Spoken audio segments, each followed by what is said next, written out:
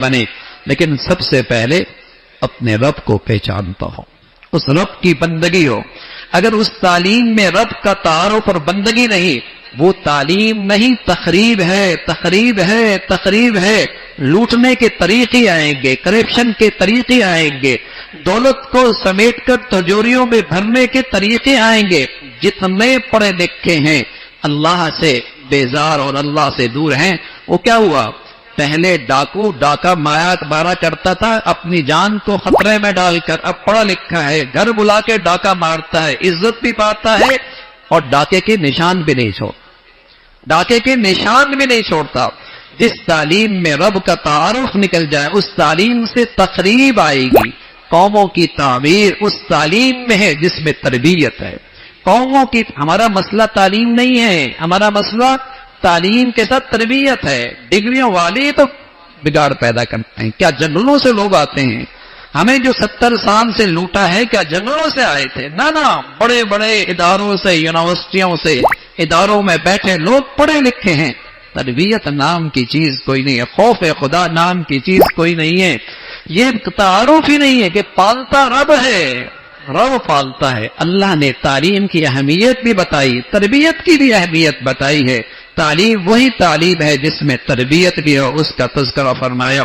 پھر فرعون ظالم، اس قوم کا فرعون ابو جہل تھا، اس قوم کا فرعون ابو جہل تھا۔ وہ اللہ کے نبی سے دشمنی کرتا تھا، آپ نماز پڑھ رہے تھے وہ پریشان کرتا تھا، آپ نے اسے پرے کیا۔ جب پرے کیا کہنے لگا مکہ کی سب سے بڑی مجلس میری ہے، پوری مجلس آ کر آپ کے ساتھ مقابلہ کرے گی۔ اللہ کی طرف سے جواب آیا، یہ آئے تو صحیح، بتا دیں اللہ کے فرشتے میرے ساتھ ہیں، اللہ کے فرشتے میرے ساتھ ہیں۔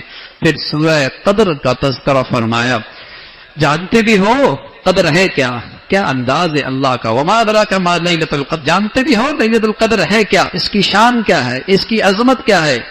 لیلۃ القدر خیر من الف شہر، یہ ایک مہینے کی عبادت 80، 83، 84 سال سے عبادت سے زیادہ ہے۔ 1000 مہینے کوئی شخص دن رات عبادت کرے، اتنی عبادت ایک رات میں اس امت کو نصیب ہو سکتی ہے۔ پیارے نبی کے صدقے، پیارے نبی کے صدقے اس امت کو ایک رات میں وہ عبادت نصیب ہو سکتی ہے۔ کیا کچھ نہیں دے گئے اس امت کو پیارا نبی، اور کیا کچھ نہیں دلا کر گئے اس امت کے لیے اللہ کا پیغمبر۔ ایک رات میں 83، 84 سال، بتائیے کسی زندگی کو 40 سال کسی کو مل جائے شب قدر، کہاں پہنچے گا، کہاں پہنچے گا؟ شب قدر کی عبادت نصیب ہو جائے، بندگی۔ فرشتے آتے ہیں، فرشتے اس رات کو اترتے ہیں، دو کام کرتے ہیں۔ ایک تو جو اللہ کی عبادت کر رہا ہوتا ہے اس کے لیے دعائیں رحمت کرتے ہیں، اس کے لیے وہ دعائیں رحمت کرتے ہیں، اور دوسرا وہ پورے سال کے تقدیر کے فیصلے لے آتے ہیں زمین پر، پھر اپنے اپنے وقت پر اس کی تعمیل کرتے ہیں۔ پورے سال کے تقدیر کے فیصلے لے آتے ہیں اور پھر اپنے اپنے وقت پر اس کی، جسے کہیں کہ تعمیل کرتے رہتے ہیں۔ اور جو بھی اس رات عبادت کر رہا ہوتا ہے اس کی عبادت پر اس کے لیے دعائیں رحمت کر رہے ہوتے ہیں، اور بعض خوش نصیبوں سے تو فرشتے سلام بھی کرتے ہیں۔ اور اس سلام کا اثر کیا ہوتا ہے؟ اس سلام کا اثر کیا ہوتا ہے؟ دل میں رقت آ جاتی ہے، دل میں رقت آ جاتی ہے، دل میں رقت آ جاتی ہے، اندر سے رونے کا عبادت کرتا دل کرتا ہے، اللہ کی عبادت کا شوق اور بڑھ جاتا ہے۔ یہ علامت ہوتی ہے کہ اللہ کے فرشتے اس کے پاس آئے ہیں۔ پھر سورہ بینہ کا تذکرہ ہے، مشرکوں کی مذمت ہے، پھر نیک اور بد کا تذکرہ فرمایا۔ بد آدمی جس کی زندگی میں ایمان نہیں نا، وہی تو روئے زمین کی سب سے بدترین مخلوق ہے۔ اولئک هم شر البریہ، سب سے بدترین مخلوق وہ ہے جو اللہ کی ذات پہ ایمان اور یقین سے محروم ہے۔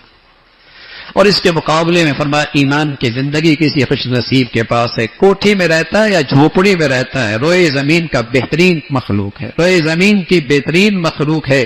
نیکیوں پر ملنے والا سب سے بڑا اجر کہ اللہ اس سے راضی ہو جائے گا، اللہ اس سے راضی ہو جائے گا، اس کا تذکرہ۔ پھر سورہ زلزال کا تذکرہ ہے، زمین کے سارے خزانے اوپر آ جائیں گے۔ دیکھو میاں، جس سے جھگڑا کرتے تھے آج کوئی اسے اٹھانے والا نہیں، قیامت کے دن سب کچھ اوپر آ جائے گا، اور جس زمین کے ٹکڑے پہ جو کچھ ہوگا وہ بیان کرے گی، وہ بیان کرے گی تجھے کیا ہوا، تو سب خزانے آگ اوپر لے آئی، فرمایا اس ذات کا حکم ہے جس کی میں مخلوق ہوں، جس کی میں